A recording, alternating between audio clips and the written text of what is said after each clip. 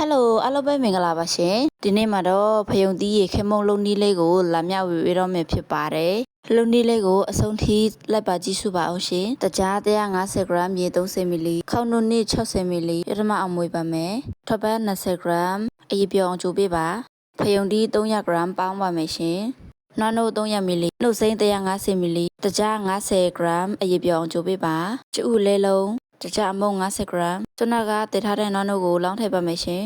ဖယုံတီးတဲ့ကိုစားလက်ဖက်ရည်စွန်းတစွန်းနဲ့ဗနီလာ5 ml လောင်းထည့်ပါမယ်။ဒါကကြိုထားတဲ့နွားနို့ကိုလောင်းထည့်ပြီးရသမအမွေပေးရပါမယ်ရှင်။ရင်းစကားနဲ့စီထုတ်ရပါမယ်ရှင်။စကားနဲ့စီထုတ်ပြီးတော့ပြီဆိုရင်တော့ရေခဲစိမ်ပါမယ်ရှင်။ရေခဲမုံကိုစတိပုံနဲ့ထည့်ရပါမယ်ရှင်။ရေခဲသုံးကိုအောက်မှာခံပြီးပုံကိုနစ်ထည့်ပြီးခဲဒီအထိဟိုလက်ဒီလေးလုပ်ပေးရပါမယ်။ဒီလိုမလုပ်ချင်ဘူးဆိုရင်ရေခဲတိတာထဲကိုလဲနာရဲ့အနည်းဆုံးထားပေးရပါမယ်။ဒီလိုနေထားဆိုခွက်ထဲပြောင်းထည့်ပေးရပါမယ်။နောက်ထပ်လဲနာရီကနေ9နာရီလောက်ထားပေးပါ။တညဖြစ်ဖြစ်ရပါတယ်ကဲအခုဆိုဖယုံသီးရေခမုံလေးရပါပြီရှင်ဒီနေ့အတိုင်းအိမ်မှာလိုက်လုပ်ကြည့်ဖို့တိုက်တွန်းချင်ပါတယ်ရှင်သိရှင်တာတစ်ခုခုရှိရင်ခမတ်မှမှန်ခဲ့ပေးပါတ िश ူအပိမှုအတွက်သူကျေးဇူးတင်ပါတယ်ရှင်နောက်ဗီဒီယိုမှာထပ်တွေ့ကြမယ်ရှင်